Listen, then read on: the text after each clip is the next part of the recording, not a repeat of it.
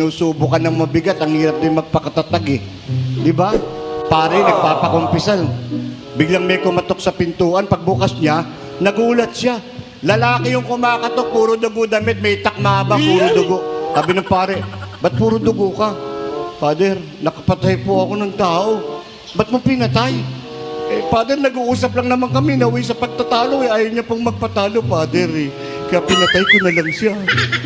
Ano naman ang pinag-uusapan yung nauwi sa pagtatalo para maging dahilan para patayin mo? Pinipilit niya yung kanya, Father eh. Sabi niya kasi, meron daw Diyos, may Diyos daw. Sabi ko sa kanya, walang Diyos, wala. Pinipilit niya talaga ako, Father. May Diyos nga, may Diyos. Sabi ko, wala nga. Ayaw niyang tumigil, Father. Pinatay ko na lang siya. Ikaw, Father, naniniwala ka bang may Diyos? Sabi nung pare, dati.